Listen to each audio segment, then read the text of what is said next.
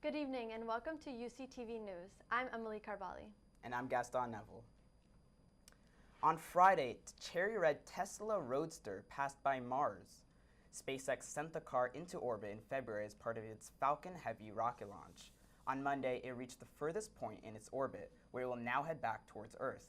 The car is part of a series of tests by SpaceX to advance a privatized space industry. The car's driver, a dummy named Starman, is wearing a prototype spacesuit as part of the test. If successful on Starman, astronauts may use that suit in future journeys to the International Space Station.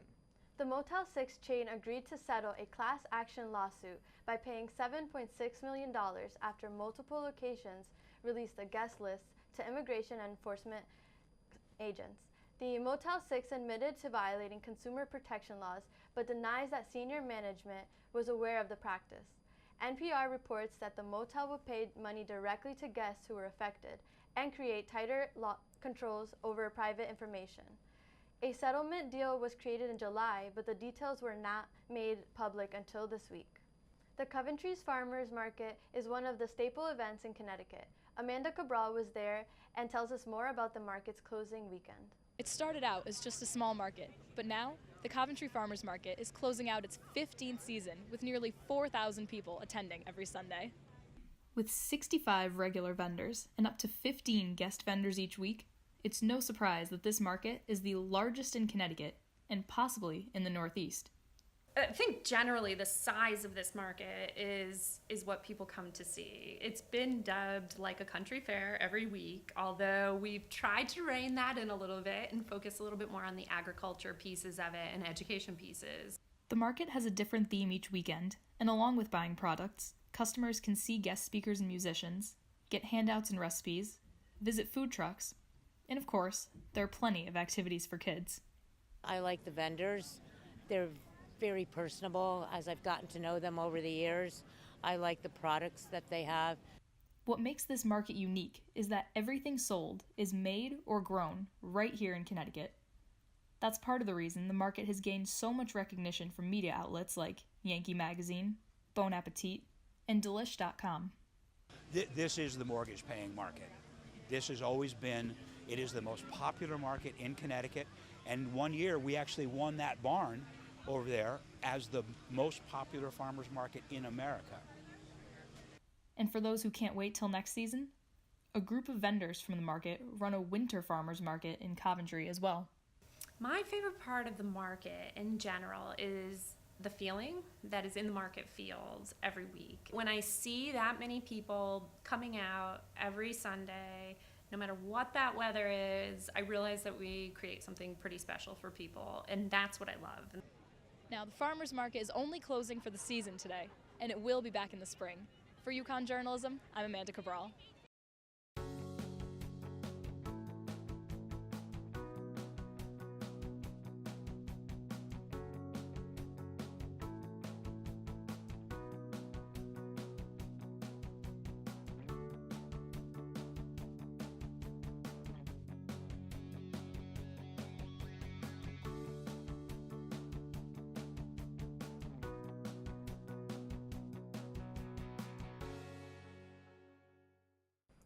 A University of Connecticut student has been found dead in his off-campus Hartford apartment, according to police.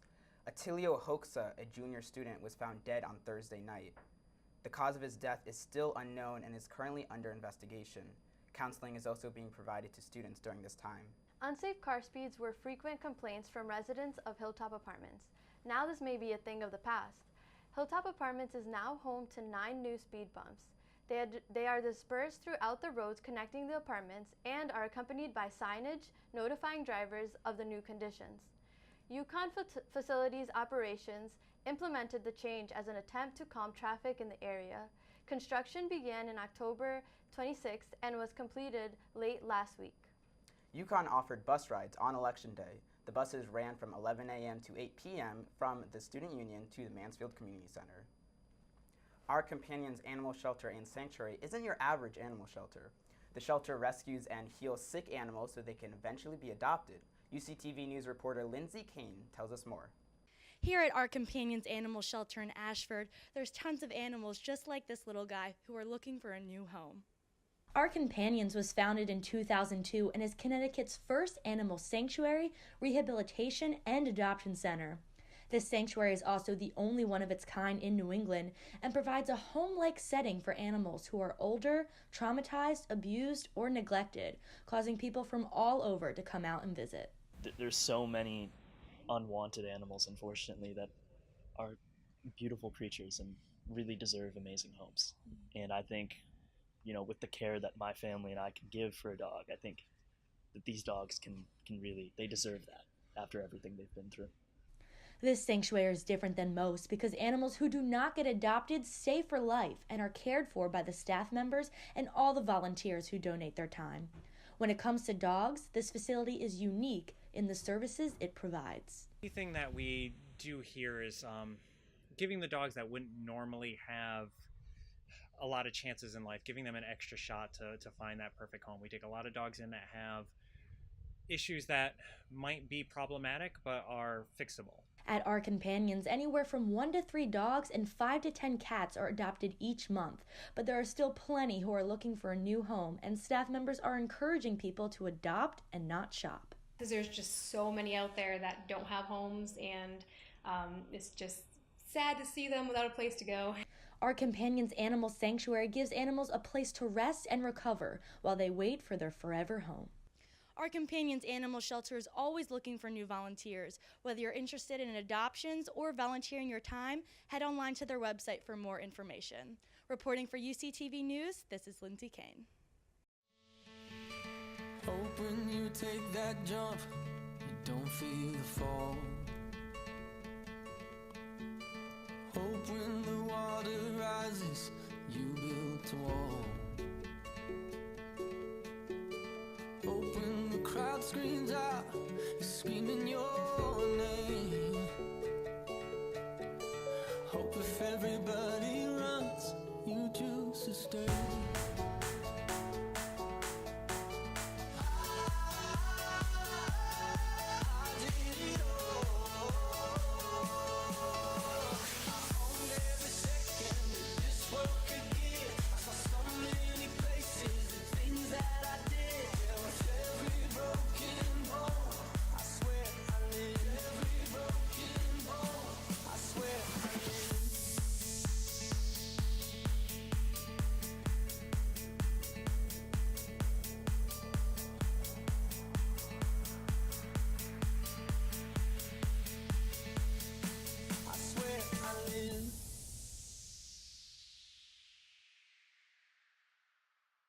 The Hartford Foundation for Public Giving just gave 69 grants worth $560,000 to food pantries, shelter services, and other nonprofit organizations in Hartford County.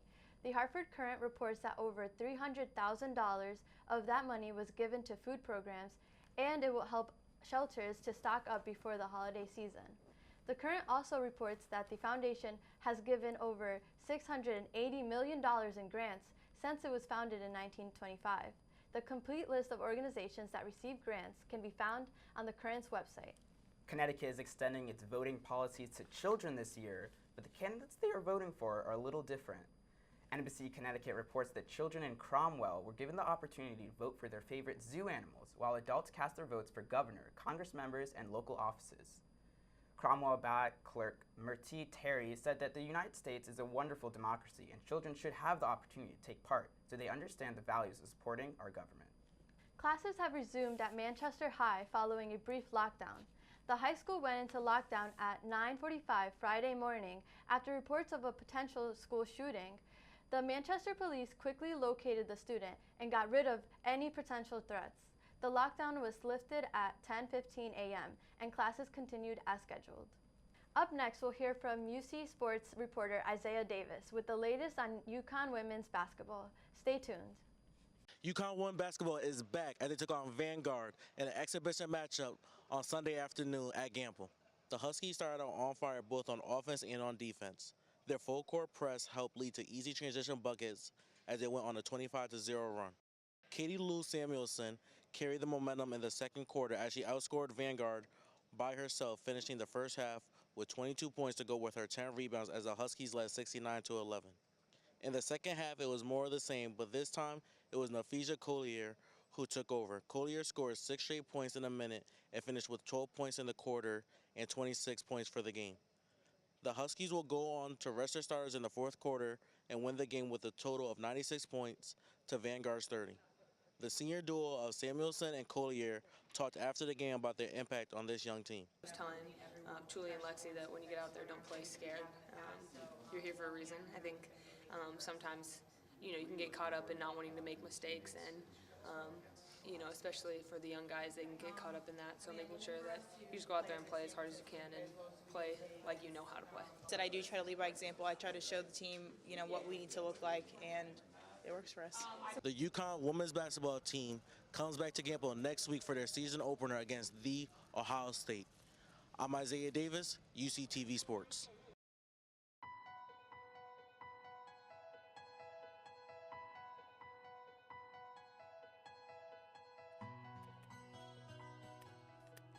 Attention students, the time is now 2 a.m. and the library is closed for the night. Already? Hey Barry, we're gonna go tailgate for the football game tonight. Do you wanna come? I can't. I have to work at the hospital tonight.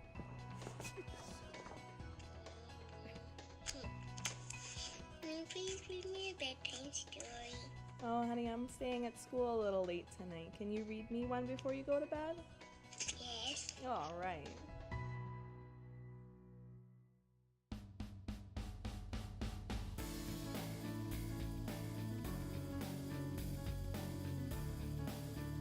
I provide direct patient care and improve health outcomes.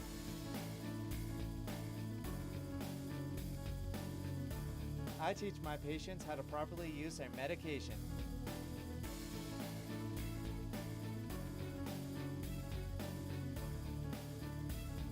I educate the next generation of pharmacists. We are student pharmacists from the APHA ASB chapter at UConn, and this is our why.